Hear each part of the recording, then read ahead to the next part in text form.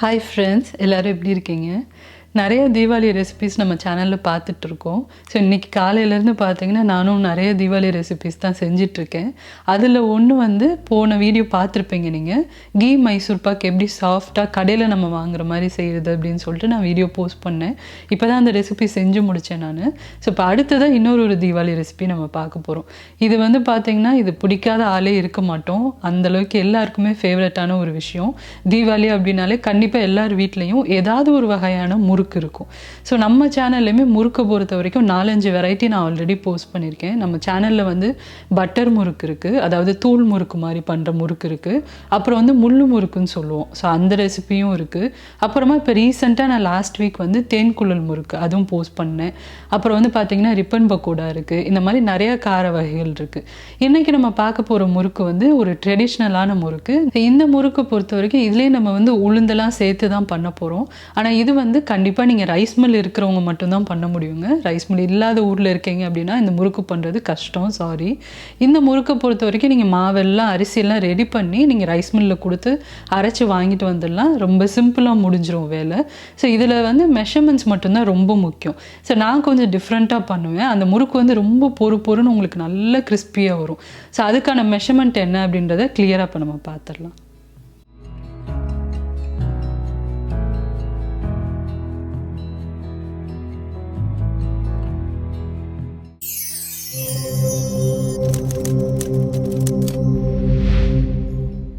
இப்போ இந்த முறுக்கு ரெசிபி பண்ணுறதுக்கு நம்ம வந்து எல்லாத்தையும் அளந்து அதுக்கப்புறம் மிஷினில் கொடுத்து அரைச்சி வாங்க போகிறோம். ஸோ இதை வந்து நீங்கள் எந்த விதமான பாத்திரத்துலேயும் அளக்கலாம். ஆனால் எல்லாமே ஒரே, நீங்கள் எதில் அளக்குறீங்களோ அதில் தான் எல்லா இன்க்ரீடியண்ட்டையும் ஒரே மாதிரி அளக்கணும். ஸோ பாருங்கள், இந்த மாதிரி ட்ரெடிஷ்னலான உலக்கில் கூட நீங்கள் வந்து அளந்து ரைஸ் மில்லில் அரைச்சி வாங்கிக்கலாம். இல்லை அப்படின்னா இன்றைக்கி காலத்துக்கு வந்து எல்லாருக்கிட்டையும் இருக்கிற ஒரே இதுன்னு பார்த்தீங்கன்னா இந்த மெஷரிங் கப் தான், ஸ்டாண்டர்ட் மெஷரிங் கப்பு. இந்த கப்பில் கூட நீங்கள் அளந்துக்கலாம். ஜஸ்ட்டு நீங்கள் வந்து ரேஷியோ மட்டும் ஞாபகம் வச்சுக்கோங்க. அளக்கிறது வந்து நீங்கள் எந்த இதில் வேணாலும் அளக்கலாம், ஆனால் ஒரே இதில் தான் யூஸ் பண்ணணும். இப்போ நான் வந்து இதில் அளக்கிறேன்னு வைங்களேன். இந்த உலக்கில் எடுக்கிறீங்க அப்படின்னா 2 உலக்களவுக்கு மாவு பச்சரிசி எடுத்துக்கோங்க. ஸோ அதாவது நல்லா கொஞ்சம் கும்மலாக இருக்கிற மாதிரி 2 உலக்களவு மாவு பச்சரிசி எடுத்துக்கோங்க. அதே அளவு 2 உலக்களவுக்கு இட்லி அரிசி இருக்கும் இல்லையா, புழுங்கல் அரிசின்னு சொல்லுவோம். ஸோ அந்த அரிசி வந்து 2 உலக்கு நீங்கள் எடுத்துக்கணும். ஸோ இது ரெண்டுமே சம அளவு நீங்கள் எடுத்துக்கணும். கப்பாக இருந்தால் அதே தான். 2 கப் அளவுக்கு மாவு பச்சரிசி, 2 கப் அளவுக்கு இட்லி அரிசி. ஸோ இதை வந்து நீங்கள் மெஷர் பண்ணி இதை நல்லா அலசிட்டு தண்ணிலாம் வடித்து, வெயில் நல்லா இருக்கும் இல்லையா, ஏப்ரல் மேயாக இருந்தால் நீங்கள் வந்து நல்லா ஒரு 2-3 மணி நேரம் காய வச்சா போதும். வெயில் கம்மியாக இருக்குது அப்படின்னா நீங்கள் வந்து கொஞ்சம் ஒரு 4 மணி நேரத்துலேருந்து 5 மணி நேரம் காய வைக்கிற மாதிரி வரும். அது டிபெண்ட்ஸ் அப்பான் தி வெயில். வெயில் நல்லா அடிக்குது அப்படின்னா சீக்கிரம் அரிசி உங்களுக்கு காஞ்சிரும். ஸோ அந்த அரிசி வந்து நல்லா காய வச்சுட்டு நீங்கள் மிஷினில் அரைக்க போகிறீங்க. அதுக்கு முன்னால் என்ன பண்ண போகிறோம் அப்படின்னா இன்னொரு இந்த கப்பால் நம்ம இன்னும் அரிசி அளக்க போகிறோம். அதை வந்து வறுத்து சேர்க்க போகிறோம். அதே பாத்திரத்தில் 3/4 உலக்களவுக்கு இட்லி அரிசி எடுத்துக்கோங்க. அதே அளவு 3/4 உலக்களவுக்கு உளுந்து.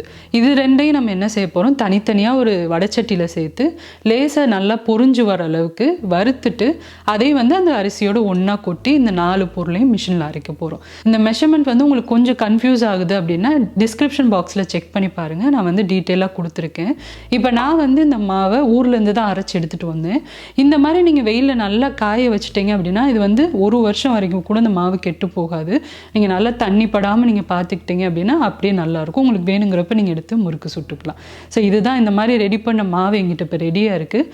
அதில் தேவையான பொருட்கள்லாம் சேர்த்து நம்ம முறுக்கு பண்ணிடலாம். இப்போ இந்தியாவிலேருந்து அரைச்சி வாங்கிட்டு வந்து இந்த முறுக்கு மாவு எங்கிட்ட ரெடியாக இருக்குது. இது வந்து ஒரு 5 கப் அளவுக்கு மாவு இருக்குது எங்கிட்ட. ஸோ இதில் ஃபஸ்ட்டு நம்ம வந்து தேவையான பொருட்கள்லாம் சேர்த்துக்கலாம். 1/2 டீஸ்பூன் அளவுக்கு சீரகம் சேர்த்துக்கிறேன். அடுத்ததை வந்து இதில் எள்ளு சேர்த்துக்க போகிறோம். நீங்கள் வந்து வெள்ளை எள் சேர்க்கலாம், இல்லை இந்த மாதிரி கருப்பு எள் கூட சேர்க்கலாம். அது ஒரு 1/2 டீஸ்பூன் அளவுக்கு சேர்க்குறேன். அடுத்ததை வந்து பெருங்காயத்தூள் ஒரு 3/4 டீஸ்பூன் அளவுக்கு சேர்த்துக்கலாம்.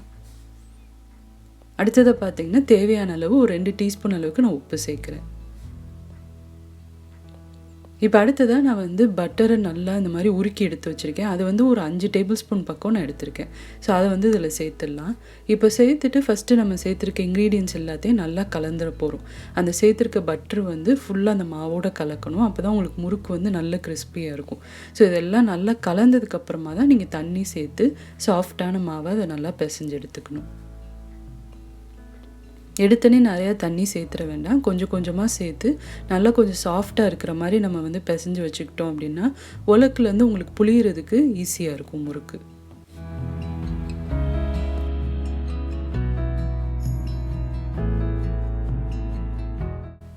இப்போ பாருங்கள், மாவெல்லாம் நல்லா ஒன்று சேர்த்து பிசைஞ்சாச்சு. பார்க்குறதுக்கு கன்சிஸ்டன்சி இந்த மாதிரி தான் இருக்கணும். நல்லா சாஃப்டாக இருக்குது பார்த்தீங்களா? இந்த மாதிரி நல்லா பிசைஞ்சு எடுத்துக்கோங்க. இப்போ மாவு நம்மளுக்கு ரெடியாக இருக்குது. இது காஞ்சி போகாமல் இருக்கிறதுக்காண்டி ஒரு துணி போட்டு இதை நல்லா மூடி வச்சிடலாம். நம்ம தேவைப்படுறப்ப எடுத்துக்கலாம். இப்போ வந்து கொஞ்சம் கையில் தண்ணி நனைச்சிட்டு நம்ம மாவு எடுத்து உலக்கில் வச்சுட்டு இந்த மாதிரி சின்ன சின்ன முறுக்காக நீங்கள் வந்து ரவுண்டாக புழிஞ்சிக்கலாம். உங்களுக்கு வேணுங்கிற சைஸில் இதை புழிஞ்சிக்கலாம்.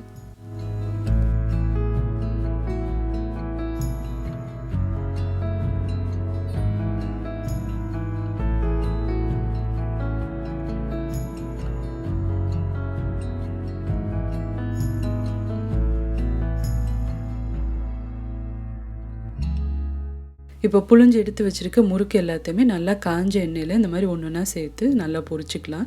இந்த முறுக்கு வேகிறதுக்கு உங்களுக்கு 3லேருந்து 4 நிமிஷம் பக்கம் ஆகும். கொஞ்சம் பொறுமையாக தான் வேக விடணும். எண்ணெயில் சேர்த்த உடனே கரண்டி போட்டு கிண்டாதீங்க, எல்லாம் உடஞ்சி போயிடும். அதனால் கொஞ்சம் சத்தம் அடங்கினதுக்கப்புறமா இந்த மாதிரி கொஞ்சம் நீங்கள் வந்து கம்பி யூஸ் பண்ணி இதை நல்லா திருப்பிட்டு நல்லா அதை வந்து கிறிஸ்பியாக குக் பண்ண போகிறோம்.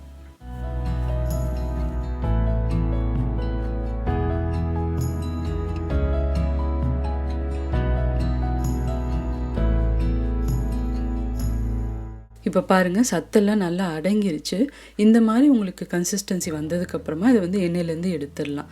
நல்ல கிறிஸ்பியாக இருக்குங்க. ரொம்ப செவக்க விட்டிங்கன்னா அது ஒரு மாதிரி உங்களுக்கு கொஞ்சம் ஹார்டான மாதிரி ஆகிடும். அதனால் இந்த கலரில் இருக்கிறப்ப நீங்கள் வந்து எடுத்துடலாம். நல்ல கிறிஸ்பியாக இருக்கும். இதெல்லாம் நல்லா ஆறுனதுக்கப்புறமா ஒரு பாத்திரத்தில் போட்டு நீங்கள் வந்து ஸ்டோர் பண்ணி வச்சுக்கிட்டீங்க அப்படின்னா 1 மாதம் ஆனாலும் இந்த முறுக்கு வந்து கெட்டு போகாது. ஏன்னா நம்ம தேங்காய் பால்லாம் சேர்க்கல. ஸோ அதனால் 1 மாதம் வரைக்கும் இந்த முறுக்கு நல்லா ஃப்ரெஷ்ஷாக சூப்பராக இருக்கும்.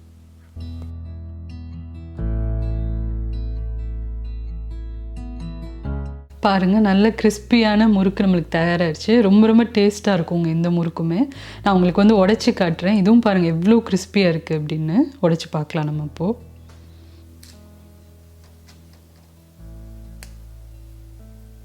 தொட்டனவே உடஞ்சிருச்சு, அந்தளவுக்கு கிறிஸ்பியாக இருக்குது. இதில் இந்தளவுக்கு கிறிஸ்பினஸ் கொடுத்தது வந்து நம்ம கொஞ்சம் 3/4 உலக்கு வந்து இட்லி அரிசியை வறுத்து சேர்த்தோம் இல்லையா, அதுதான் மெயின் காரணம்.